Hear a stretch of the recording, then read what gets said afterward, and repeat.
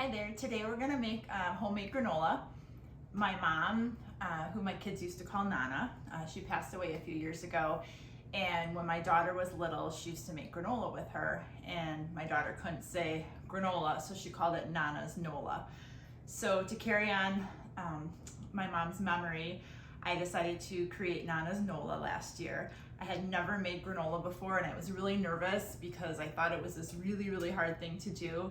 It is time consuming and it's a little tedious because as I found, you need to bake it really low and really slow in order to keep it crispy. So I've played around with it probably the last 4 or 5 months and I feel like I've gotten to a good place. I recommend baking around 300 degrees, anywhere from 45 minutes to an hour. And then as far as adding in things like coconut or dried fruit, you add those in towards the end. So I'll talk through the process that I use to make my basic granola. First, I'm going to start with gluten-free sprouted rolled oats. They are organic. I'm going to show the ingredients at the end and kind of go through each one so that you can get a close-up if you want to go shopping for those ingredients. To get started, the easiest way to measure oats and a lot of your dry ingredients is to weigh them. So I just have a very simple scale here on there. I'm going to zero it out, meaning the weight of the bowl isn't going to be included in the measurement of the oats. So I'm going to weigh my oats out quick. I use grams because it's a lot easier than using ounces and it's a lot more accurate. So after I get my oats in there, then I'm going to add in my my seeds and or nuts. So I'm making 2 separate batches. So the one batch is going to be raw cashews and chia seeds. So I've already roughly chopped the cashews and the chia seeds, you know, they're already tiny as they are. So I like to prep everything ahead of time. It's a lot less effort to do 2 batches at once instead of making one single batch. So I'm gonna pour those in there. All right, so now I need my seasoning. I'm using organic cinnamon and nutmeg. Oops, got the wrong side here. I just I found a bulk size at my local grocery store. That way the cinnamon's a lot cheaper because organic ingredients are a lot more expensive to begin with. It's one of those forgiving things, so I'm not using a knife to level this off. A lot of times I will use a knife and I'll level off my measuring cups or spoons, but it's nutmeg. A little extra is not gonna hurt anything. So again, just using an organic nutmeg. This happens to be Simply Organic. I've pre-melted some coconut oil. I use the coconut oil from Costco. So I don't know if you've ever seen one of these. These are from Pampered Chef. I forget what they're called. I don't know, I call it like a plunger measuring cup. It's for measuring, like, it's good for oil and like sticky things like honey or agave nectar. So you pour it in here and then you push this little thing and it kind of squeegees everything out of there. Sure, you can make granola without oil, but I prefer a little bit. So just gonna dump that in there, plunge it out.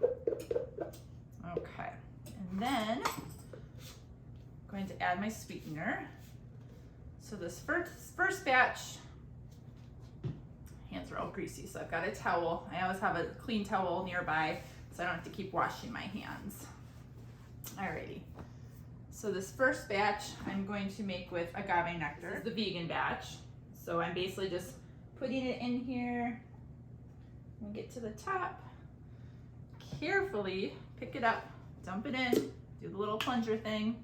Now we need some vanilla extract. I use the Trader Joe's organic bourbon vanilla extract. It's reasonably priced and I really like the flavor of it. I'm gonna mix it together and then I'm going to line a sheet with parchment paper. I'm gonna dump it on there and then I'll get my other batch ready and then it'll go in the oven for like an hour and I'll keep checking it. And then towards the end, with this batch, I'm gonna add some coconut flakes, unsweetened coconut flakes. Then there's no extra sugar. Okay, so this is what it looks like once it comes together. I realized I forgot to add sea salt, so I'm gonna do that quick, and then I'll go ahead with getting my parchment paper and baking sheets together. I have to add my sea salt, so I'm gonna do that real quick. The Redmond sea salt. Again, I'm not gonna scrape the top of the spoon off. You can pretty much eyeball it. Shake that around in there. Incorporate that really well because you don't want a big salty chunk of granola. That wouldn't taste very good. Let me get this mixed in here and then I'll grab my baking sheet and parchment paper and we'll go from there. But I don't ever bake right on sheets anymore. I always use parchment paper. I really like this brand called If You Care. I use their muffin liners, I use their parchment paper, and it's just nice because it's unbleached, so it's a little bit better for the environment and for your family. So you just cut it to the size you want. I usually cut it a little bit bigger than the pan, and then what I'll do is I'll kind of push it down, and then I'll take my granola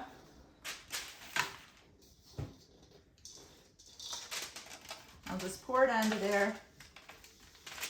It's pretty sticky. All right, so get the granola out of there.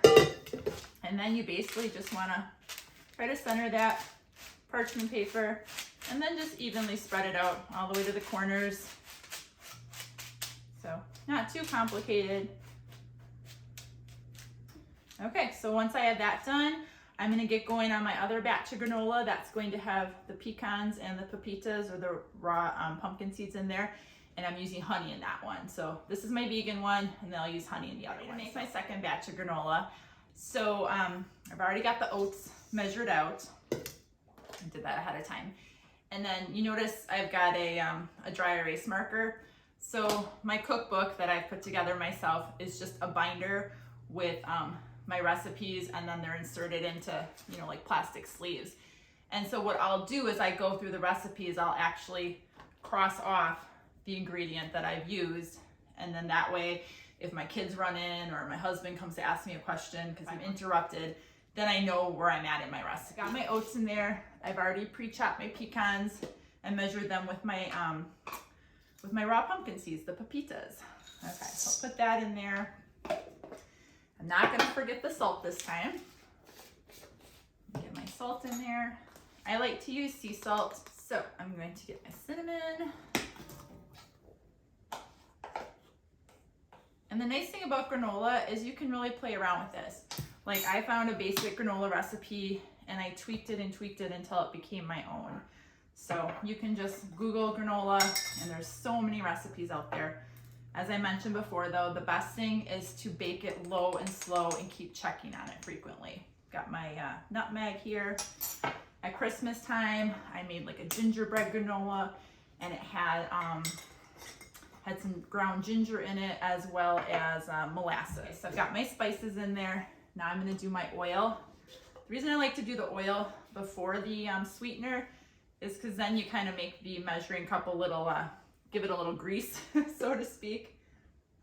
Then that way when you put your honey, your other sweetener in there, it comes out easier. Okay, now I'm gonna get my honey out.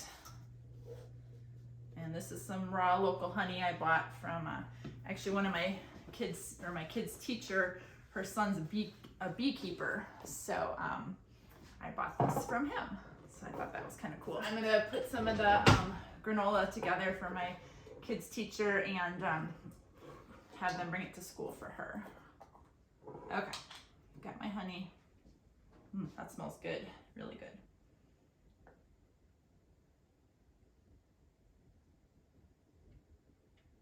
Okay, so honey is one of those things, like any liquid, you want to go slow. Try not to overflow it. If you do, a little extra honey's not going to hurt. Just drizzle that in there. With the little plunger thing, and there you go. Okay, let me double check I've got all my ingredients. I believe I do. So I'm just gonna show you what it looks like. I think it looks really yummy. Still working on my camera and my lighting. My father-in-law has a YouTube channel and he gave me some really nice feedback on my first video, and his only, as he said, criticism was I could work on my lighting a little bit, and he's totally right. Again, I'm new to all this, so just playing around. So I put a few extra lights on today. Hopefully you can see me better. Okay, so I'm gonna mix this up, get it in the pan, and then I'll show you what it looks like before I put them in the oven. Okay, my granola is all ready to put in the oven. I think it looks really good. This is the one with pecans and pepitas, which are raw pumpkin seeds. And this one has cashews and chia seeds. Okay, so I've got the pans in my oven. You'll see that they're spaced out by a couple of racks. It's on convection bake, which I like because then it circulates the air through the oven. And you can see there's a good amount of space between them. So I'm gonna bake those for about a half an hour, and then I'll check them and I'll mix them up and we'll go from there. So while the granola is baking, I'm gonna answer a few questions that came to mind while I was making the granola. One is, why do I use raw nuts instead of roasted nuts? Well, roasted nuts have already been cooked, they've been roasted, and the natural oils have been dried out of them a bit, and that's why they're crunchy and they taste really good, especially when they're salted. I'm using raw unsalted nuts because then that gives them a chance to roast while the granola is baking versus using already roasted, and then they'd just be really dry and crumbly probably in your granola. Another is, why don't I add in things like coconut or dried fruit when I first put it in the oven?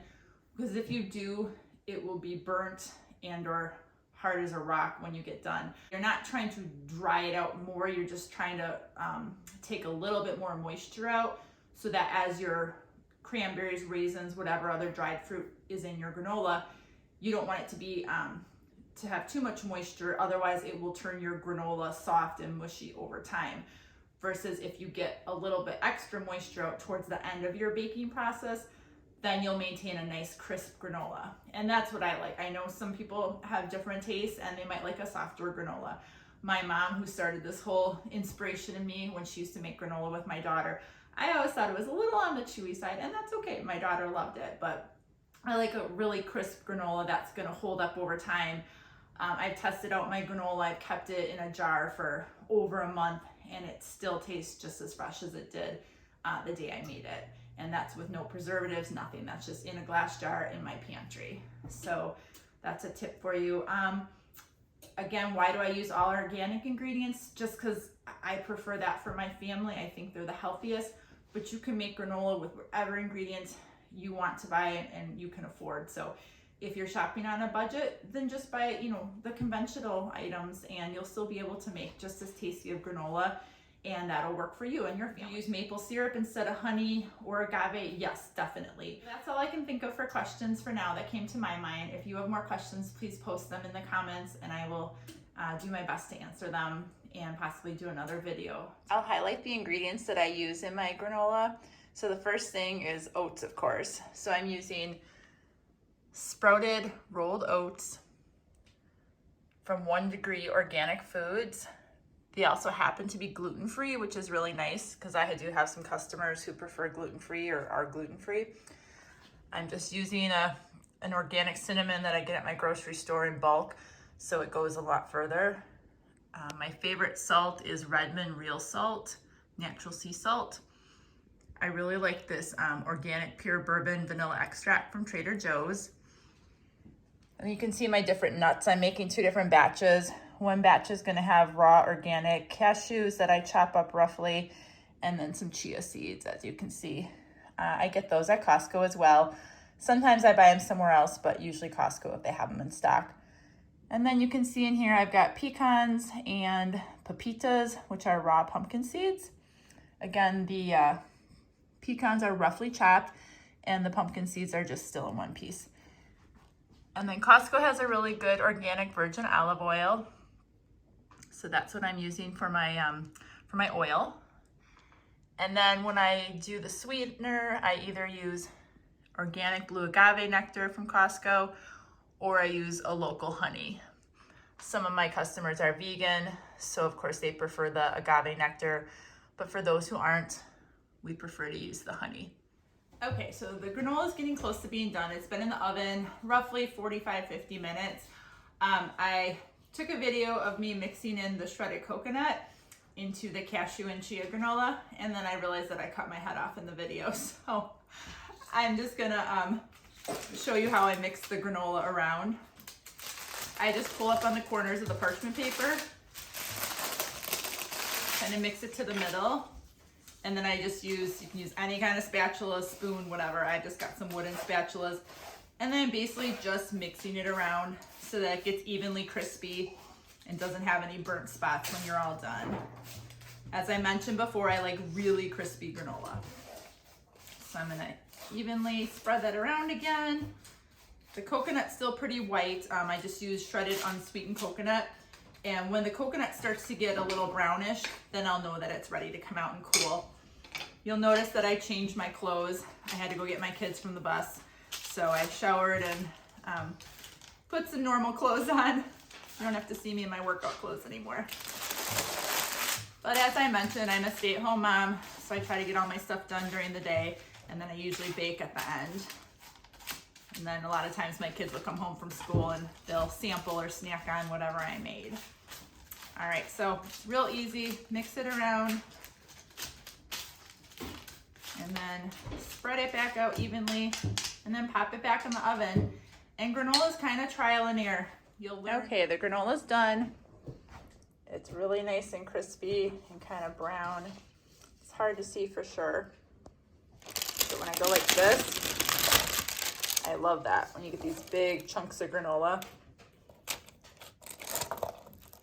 And so I'm gonna let this dry a little longer. It still feels a little bit sticky, but it'll get nice and dry and harden up over the next couple hours. Generally, I like to let it cool overnight to let it get as crispy as possible, because if it's still warm and you put it in an airtight container, then it won't have time to fully dry out, so then it'll get kind of clumpy and a little bit on the chewy side. So what I'm gonna do is I will take it and kind of break it into the middle when it's all ready to go. Like I said, it's not quite ready yet, but that's all you gotta do. And I mean, you can, break it into big chunks and have like a rustic granola bar, or you can break it into smaller chunks, and I just use recycled glass jars to put it in. I'm gonna zoom in here for a second. My daughter's taping me right now. She's very excited.